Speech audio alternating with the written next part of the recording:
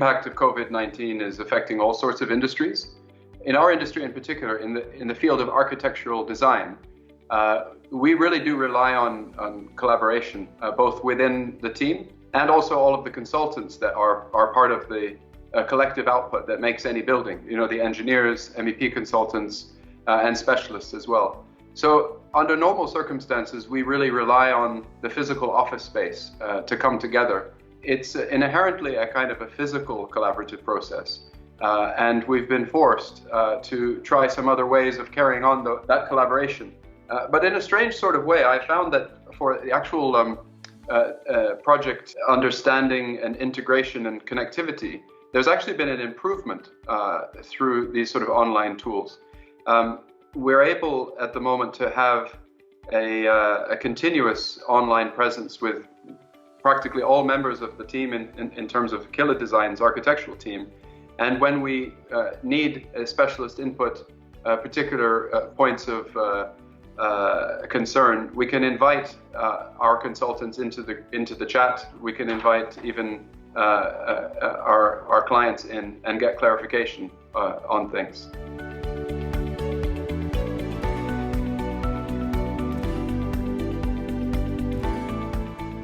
In terms of key learnings from the experience of having to keep a design practice running throughout this period of COVID-19 and the distance collaboration, let's say, I think the first and most surprising thing is how quickly everybody's adjusted to the new scenario. I've been working with a number of practices before where we had a technical migration, let's say, from AutoCAD to BIM.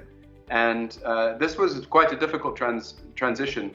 But in many ways, the difficulty was about the slow transition and the fact that some members of the team, or whether internally or with our consultants, were working in AutoCAD while others were working in BIM. And oftentimes it was the interface between those things that actually created the problem. The very unique situation that we have here is that the entire working population, and more or less many parts of the world, have simultaneously gone onto this new platform. So many of the things that we might have experienced before as being a kind of the interfacing issues aren't there in the same way. Everybody's essentially dialing in on the same platform. We're not having the tension that occurs of having, say, some people physically present and some people not physically present. And I'm really quite surprised at how quickly we've managed to adapt to that and in fact carry on as productively, if not more productively.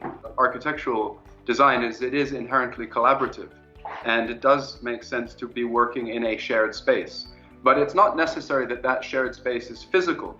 What we have developed in terms of our own methods of working is to keep an online audio channel running throughout the day.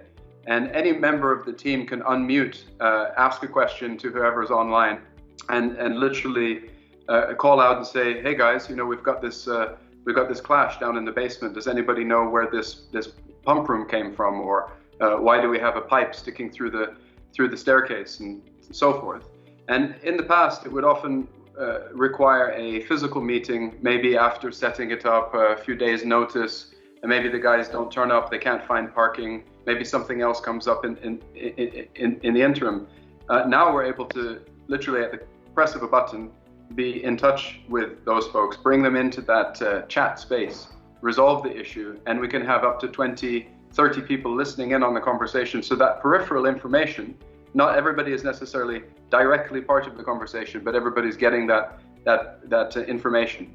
So I would honestly say that it's increased the productivity from the point of view of coordination and documentation.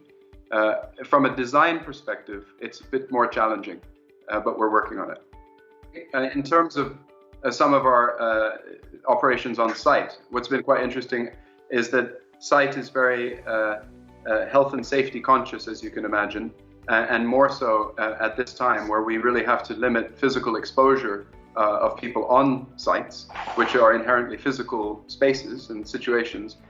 So what we're doing now is really having the minimum number of people attending site and then sharing their findings using technological tools, simple things like cameras or 360 cameras, but having quite a different approach. So really one person being the eyes and the ears for a whole group of people that can then connect in. And what we found is that means that people that were maybe not getting as much feedback from site as they would normally be getting are actually getting more through this process, because it's being shared through an online platform. So that's another positive that's come out of this.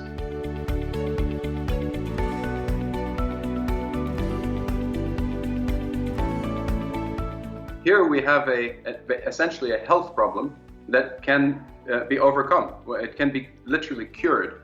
And so I'm really hopeful that there will be an actual cure to the situation, and that we'll be able to recover from this relatively quickly, and have some of the benefits of the exposure to new ways of working stay with us. So I mentioned before about some of the technological benefits of the connected working, which I think is great. But I think also in terms of work culture at large, this situation has given an opportunity for many organizations essentially to further understand and actually have real evidence of how work continues even from distance or home base, or with a sort of more flexible approach to working.